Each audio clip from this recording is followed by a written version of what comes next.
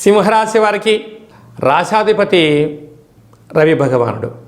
వీరి యొక్క ఆదాయ వ్యయాన్ని మనం గమనించినట్లయితే ఇప్పుడే శని భగవానుని యొక్క దివ్యమంగళమైన ఆశీస్సుల చేత స్వీయ నియంత్రణ, సత్ప్రవర్తన, క్రమశిక్షణ, ఆలోచన విధానం మారడం, వీరికి సహస్రార చక్ర ఓపెన్ అవ్వడం వలన సమస్థితికి వచ్చారు, ఉచ్చస్థితిలోకి వచ్చేసారు. ఇప్పుడు మీరు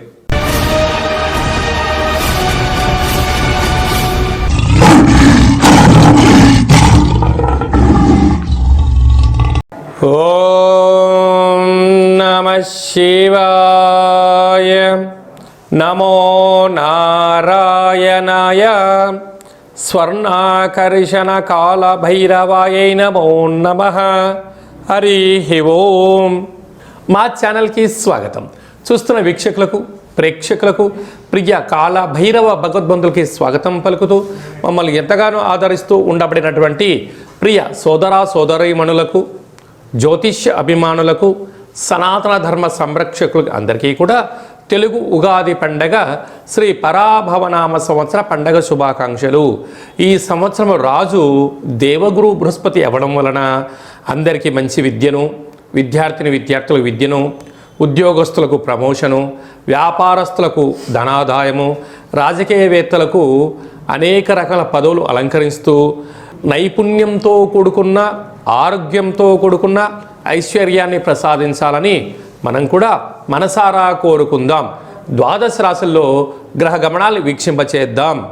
మిథున రాశిలో దేవగురు బృహస్పతి సంచార స్థితి, సింహరాశిలో కేతు సంచార స్థితి, అలాగనే కుంభరాశిలో రాహు సంచార స్థితి, మీనరాశిలో శని భగవానుడి సంచార స్థితితో ద్వాదశ రాశుల్లో గ్రహ గమనాలు ఈ విధంగా ఉన్నాయి.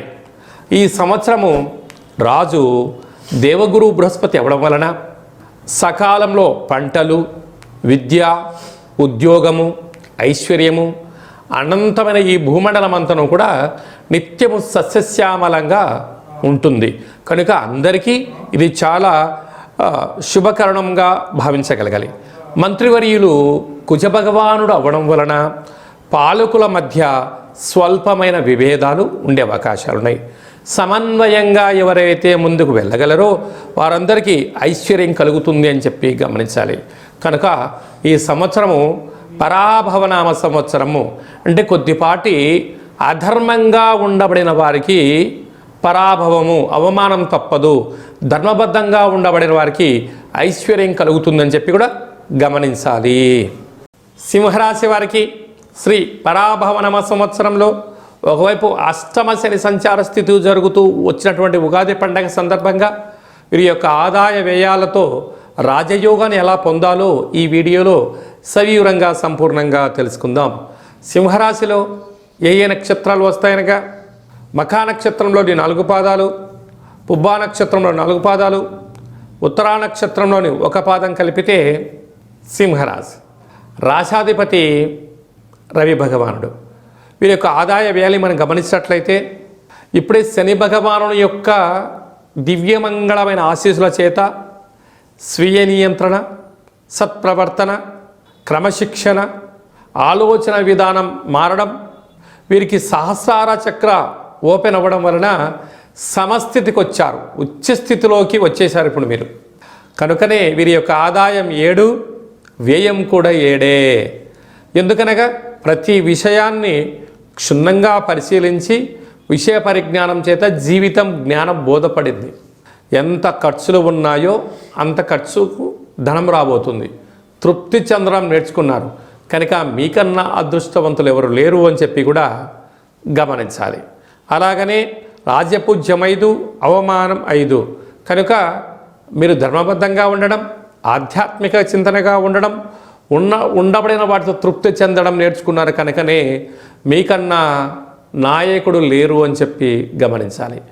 రాశిలోనే కేతు సంచార స్థితి, రాశాధిపతి రవి భగవానుడు ఇలా నీరసాధిపతి అవ్వడం వలన వీలైనంత వరకు ప్రతి విషయాన్ని ఆలోచించి మాట్లాడడం వలన మీ నైపుణ్యత పెరిగి సమాజంలో ఎనలేనటువంటి గౌరవ మర్యాదలు మీ సొంతం కాబోతున్నాయి.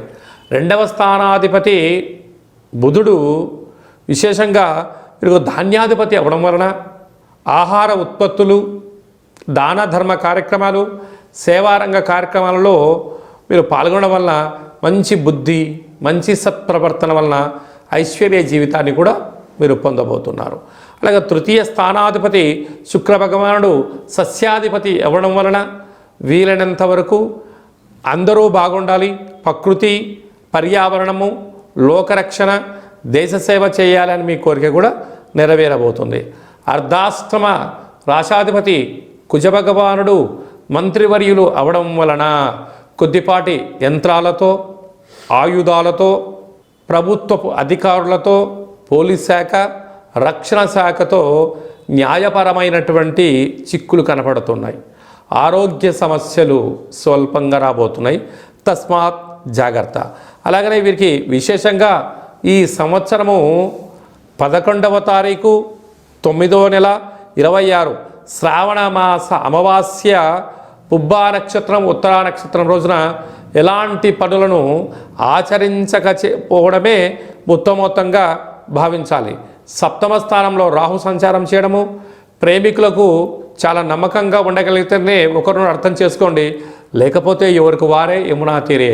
భార్యాభర్తల మధ్య అన్యోన్యత అవసరం అని చెప్పి కూడా గుర్తు పెట్టుకోగలగాలి. అష్టమ స్థానంలో శని భగవానుడు ఉండడం, రాశాధిపతి రాజు అవ్వడం వలన ఆరోగ్యాన్ని బాగా కాపాడుకోవాలి. ప్రతిరోజు తప్పక సూర్య నమస్కారం అవసరం, సూర్య భగవానికి అర్ఘ్యం కూడా అవసరం అని చెప్పి గుర్తు పెట్టుకోగలగాలి. అదే కాకుండా ప్రతి ఆదివారం, ప్రతి శనివారం మద్యమత్తు మాంసాలకు దూరంగా ఉండడం, వీలైతే ఉపవాసం ఉండడం వలన ఏకాగ్రత పెరిగి, అదృష్టం కలిగి, సహస్రార చక్రం వెలిగి, భూత భవిష్యత్ వర్తమానములలో విజయాన్ని సాధించడానికి అధికమైన ఉపయోగాలు ఉంటున్నాయి. వ్యయంలో విశేషమైనటువంటి లాభస్థానంలో దేవగురు బృహస్పతి ప్రస్తుతం సంచారం చేయడం, వ్యయంలోకి రావడం వలన యమునా నది పుష్కర స్నానము, అలాగనే పరమేశ్వరుడికి రుద్రాభిషేకము, ప్రతి శనివారము ఉపవాస దీక్ష, చాపపైన పడుకోవడము, ఏమైనా కొద్దిపాటి శక్తి కలిగితే మీరు ఆ కోణార్కు దేవాలయాన్ని దర్శించి సూర్య భగవానుని యొక్క దర్శనము, పూరి జగన్నాథుడి యొక్క దర్శనం చేయగలిగినట్లయితే జాతకంలో ఉండబడిన దోషాలు తొలగి ఐశ్వర్యం కలిగి సంపూర్ణమైనటువంటి మూలాధారం నుంచి సహస్రార చక్రాలను అదుపులో ఉంచుకొని నియమ నిష్టల ద్వారా వాటిని మెడిటేషన్ చేయగలిగినట్లయితే ప్రతి విషయాన్ని జాగ్రత్తగా భద్రపరుచుకొని అన్ని రంగాలలో విజయం సాధిస్తారు అని చెప్పి గమనించాలి. శ్రీ పరాభవనామ సంవత్సరం అంతనూ కూడా అన్నింటా మనం విజయం సాధించగలగాలి అన్నట్లయితే రాజు దేవగురు బృహస్పతి అవ్వడం వలన ప్రతి గురువారం పూట శ్రీ మేధాదక్షిణామూర్తి స్వామి యొక్క దర్శనం, రాఘవేంద్ర స్వామి వారి యొక్క పారాయణం, గురుచరిత్ర పారాయణం చేయడం వలన అందరికీ శుభం కలుగుతుంది. ఈ సంవత్సరము మనకు యమునా నది పుష్కరాలు కనుక పుష్కర స్నానం చేయడం వలన సంపూర్ణమైనటువంటి సకల దోషాలు తొలగి ఐశ్వర్యం కూడా కలుగుతుంది. అలాగనే మంత్రివర్యులు కుజభగవానుడు అవ్వడం వలన శ్రీ వళ్ళీ దేవసేన సుబ్రహ్మణ్యేశ్వర స్వామివారి యొక్క అష్టకాన్ని వినడం, ప్రతి మంగళవారం పూట కుజుడికి సంబంధించిన పూజా కార్యక్రమంలో పాల్గొనడం, షష్ఠీ తిథి యందున దేవాలయంలో పాలు పోసి లేకపోతే పుట్టలో పాలు పోయడం వలన కుజభగవాను యొక్క ఆశీస్సులు కలుగుతాయి. అలాగనే ఈ సంవత్సరం పేరే పరాభవనామ సంవత్సరం. అధర్మంగా అన్యాయంగా ఉండబడిన వారికి కొద్దిపాటి ఇబ్బందులు ఉంటాయి కనుక ఎవరు కూడా పుట్టగానే ఎవరు తప్పులు చేయాలనుకోరు. కాలక్రమేణా కొన్ని జరుగుతూ ఉంటాయి కనుక వీటిని అధిగమించగలగాలి అన్నట్లయితే కాలాన్ని శాసింపజేసే శక్తి కాలభైరవుడికి ఉంటుంది కనుక ఒక్కొక్క నెలలో ఒక్కొక్క రకమైన కాలభైరవుడు ఉంటాడు. కాళభైరవనామ స్మరణ, అష్టకాన్ని వినడం, గృహంలో కూష్మాణ దీపాన్ని పెట్టుకోవడం, కుక్కలకు ఆహారాన్ని ఏర్పాటు చేయడం, పక్షులకు ఆహారాన్ని ఏర్పాటు చేయడం వలన సకల గ్రహ దోషాలు తొలగిపోతాయి. అలాగనే మీ వ్యక్తిగత జాతకం తెలుసుకోవాలనుకుంటున్నారా?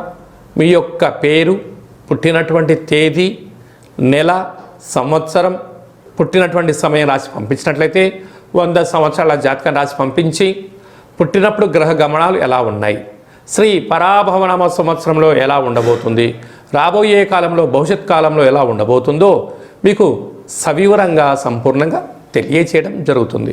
చాలామందికి డేటా బర్త్లు లేనటువంటి వారికి మీ పేరు యొక్క మొదటి అక్షరాన్ని అనుసరిస్తూ ఆదాయ వ్యయాలను కూడా వివరిస్తూ రాజపూజ్య అవమానాలను తెలియచేస్తూ సంపూర్ణమైన కాళభైరవ ఉపాసన చేత గవ్వల ద్వారా రమణ శాస్త్రం ద్వారా భూత భవిష్యత్ వర్తమానాన్ని తెలియజేయడం జరుగుతుంది. కనుక ఈ కిందనేమును సంప్రదించి అపాయింట్మెంట్ తీసుకొని సంప్రదించగలరు. శ్రీ పరాభవనామ సంవత్సరం అంతను కూడా అందరికీ నిండు 100 ఏళ్ల ఆయురారోగ్యాలు, ఐశ్వర్యము, ఆనందము, పాడి పంట, ఐశ్వర్యము, స్వయం కృషి, పట్టుదలతో అందరికీ విజయాలు కలగాలని కోరుకుంటూ మనసారా కాళభైరవ స్వామి యొక్క ఆశీస్సులు. ఓం కాళకాలాయ విద్మహే కాళాతీతాయ ధీమహి తన్నో కాళభైరవ ప్రచోదయాతు. ఓం రాజాదిరాజాయ ప్రసహ్య సాహినే నమో వయం వై శ్రవణాయ కుర్మహే సమే కామాన్ కామకామాయ మహ్యం కామేశ్వరో వై శ్రవణాయ మహారాజాయ నమః. శతమానం భవతు శతాయు పురుష సతేంద్రియ ఆయుష్యేవేంద్రియే ప్రతితిష్టతి. ధనం ధాన్యం బహుపుత్రలాభం శత సంవత్సరం దీర్ఘమాయు. శ్రీ పరాభవనామ సంవత్సరాంతం అఖండం నిత్యం శాంతిరస్తు, వృద్ధిరస్తు, తుష్టిరస్తు, అవిఘ్నమస్తు, ఆయుష్యమస్తు, ఆరోగ్యమస్తు. స్వస్తిం శివం కర్మాస్తు, కర్మ సమృద్ధిరస్తు, వేద సమృద్ధిరస్తు, పుత్రపౌత్రాదిరక్షంతు.